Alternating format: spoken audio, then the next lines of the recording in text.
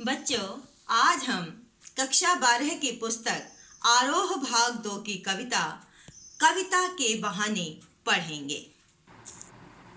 आरोह भाग 2 कविता कविता के बहाने। कवि कुंवर नारायण। पाठ को पढ़ने से पूर्व हम थोड़ा सा कवि के बारे में भी जान लेते हैं।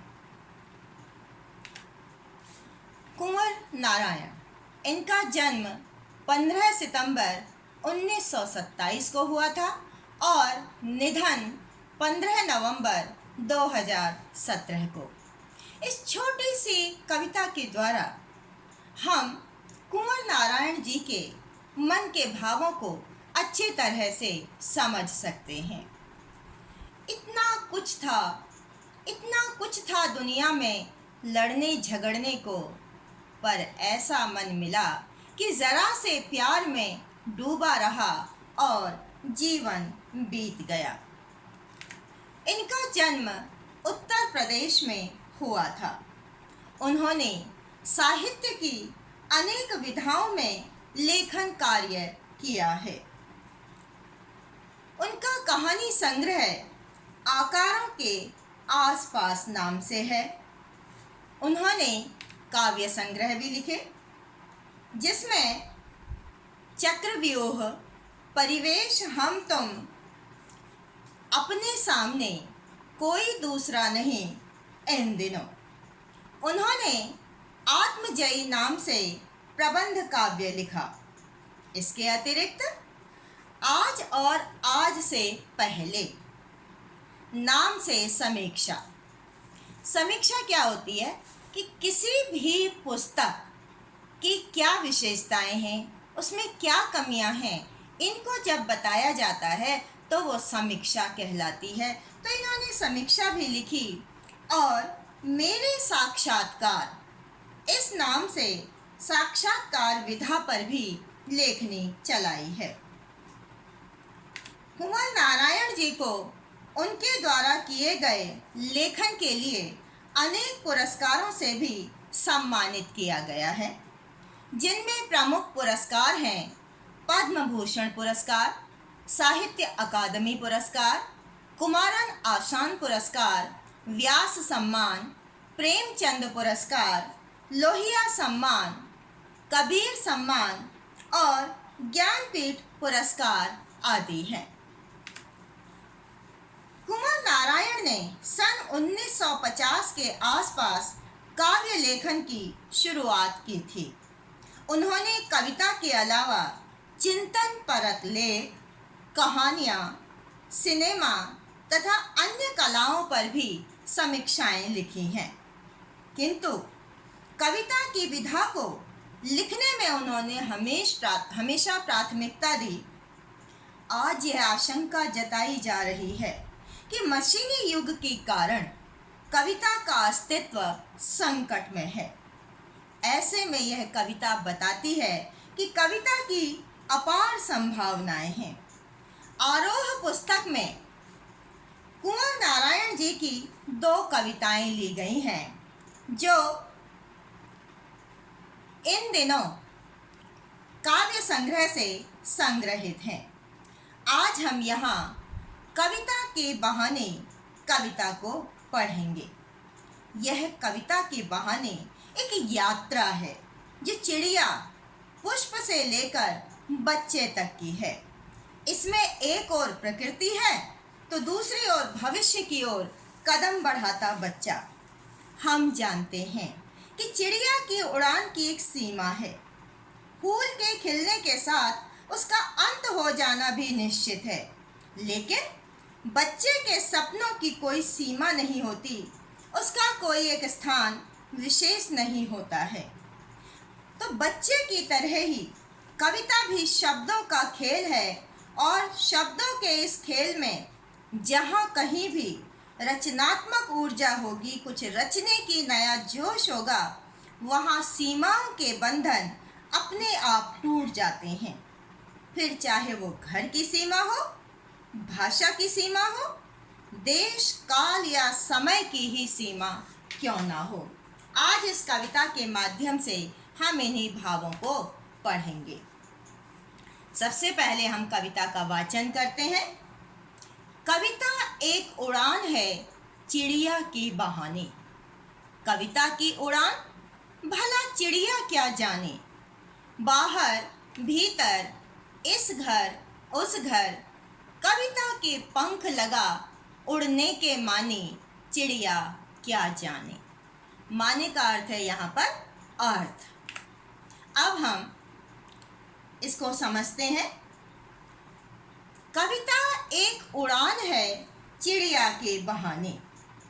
यहाँ पर कवि ने कविता की यात्रा के बारे में बताया है कि जब कवि के मन में कविता रचने की ऊर्जा होती है, शक्ति होती है, ताकत होती है, तो उस पर किसी की भी सीमा के बंधन लागू नहीं होते हैं। यहाँ पर इस पंक्ति का अर्थ कविता एक उड़ान है, इसका अर्थ यह है कि चिड़िया को उड़ते देखकर कवि की कल्पना भी ऊंची ऊंची उड़ानें लेने लगती है। वह रचना करते समय कल्पना की उड़ान भरने लगता है। लेकिन यहाँ कवि यह भी कहना चाहता है, चिड़िया के बहाने कविता की उड़ान भला चिड़िया क्या जाने, कि चिड़िया की जो उड़ान है वो बहुत सीमित होती है, जबकि कविता का कल्पना का जो दायरा है वो असीमित होता है। कविता पंख लगाकर मानव के अंदर और बाहरी रूप में उड़ान भरती है। वह एक घर से दूसरे घर तक उड़ सकती है। इसी प्रकार से इसीलिए कवि के भावों की कोई सीमा नहीं होती, जबकि चिड़िया की सीमा होती है। वह घर के अंदर बाहर इस घर उस घर तक ही उड़ान भर सकती है। लेकिन कविता बहुत अधिक काल, युग आदि से भी आगे निकल सकती है। यहाँ पर कवि ये कहना चाहता है कि कविता जो है घर घर की कहानी कहती है। वह पंख लगाकर हर जगह उड़ सकती है। इसीलिए कहता है कि कविता के पंख लगा उड़ने के माने, चिड़िया क्या जाने, कि वे चिड़िया ये बात नहीं जानती है कि कविता के कल्पना की कोई सीमा नहीं है, वह कहीं भी उड़ सकती है। जबकि चिड़िया की उड़ान को देखकर ही कवि के अपने मन में ये शक्ति जागृत हुई कि उसे भी कविता लिखनी चाहिए। देखिए, ये चिड़िया है, चिड़िया बहुत सीमित होती है इसकी उड़ान, लेकिन कविता की उड़ान बहुत ही असीमित है। दूसरा पद्यांश लेते हैं। कविता एक खिलना है फूलों के बहाने, कविता का खिलना भला फूल क्या जाने। बाहर भीतर इस घर उस घर, बिना मुरझाए महकने के माने, फूल क्या जाने। यहाँ पर कवि ये कहना चाहता है कि कविता एक खिलना है फूलों के बहाने। आप इस बात को ध्यान रखें कि जब कविता की रचना है वह फूलों के बहाने से हो सकती है। जब भी कवि फूलों को देखता है तो उसका मन प्रसन्न हो जाता है। उसके मन में फूलों की भांति कविता भी विकसित होने लगती है। जिस प्रकार से फूल किस किस के साथ खिलता है, पराग, मधु, सुगंध के साथ खिलता है, अपनी सुगंध को वह चारों ओर फैलाता है, उसी प्रकार से कविता भी मन के भावों को लेकर लिखी जाती है। फूल से ही कवि की कविता में रंग भाव आदि आते हैं। तो यहाँ पर हमने देखा कि कविता किसके बहाने खिल रही है, फूलों के बहाने। पर कविता का खिलना भला फूल क्या जाने, लेकिन कविता के खिलने के बारे में फूल कुछ नहीं जानते हैं। यहाँ हम देखते हैं, ये देखो पुष्प खिल रहे हैं। बाहर भीतर, इस घर उस घर, बिना मुरझाए महकने के माने, फूल क्या जाने। तो यहाँ पर क्या कहना चाहते हैं कि फूल बाहर भीतर, इस घर उस घर, इधर से उधर तक खिलते हैं फूल, इस घर में उस घर में अपनी सुगंध को फैलाते हैं, लेकिन उनकी परिणति क्या है कि बहुत जल्दी नष्ट हो जाते हैं, मुरझा जाते हैं। जैसा आपने इस चित्र में देखा कि ऊपर खिल रहे हैं, लेकिन थोड़े ही समय बाद वो मुरझा गए हैं। तो पुष्प तो नष्ट हो गए, लेकिन कविता बिना मुरझाए लंबे समय तक लोगों के मन में बसी रहती है। इस बात को फूल नहीं समझ पाते कि कविता तो अनंत काल से अनंत काल तक अपनी सुगंध को चारों ओर फैलाती रहती है। तो इस पंक्तियों के द्वारा कवि क्या कहना चाहते हैं कि कविता की रचना पुष्पों को देखकर होती है, लेकिन पुष्पों के खिलने और मुरझाने की एक सीमा है, जबकि कविता शाश्वत है, वह कभी नष्ट नहीं होती है, उसका महत्व फूल से भी अधिक है। एक और देखते हैं आगे। कविता एक खेल है बच्चों के बहाने, बाहर भीतर यह घर वह घर, सब एक कर देने के माने, बच्चा ही जाने। यहाँ भी कवि कविता की यात्रा के बारे में बता रहा है। कविता एक खेल है बच्चों के बहाने। देखो, यहाँ कवि ने कविता को खेल की संज्ञा दी है, एक खेल। जिस प्रकार खेल का क्या उद्देश्य होता है, मनोरंजन करना, आत्मसंतुष्टि करना होता है। इसी प्रकार से जब व्यक्ति कविता को पढ़ता है तो वह भी शब्दों के माध्यम से मनोरंजन करती है, और कविता जो रचनाकार है, जो कवि है, उसको संतुष्टि प्रदान करती है।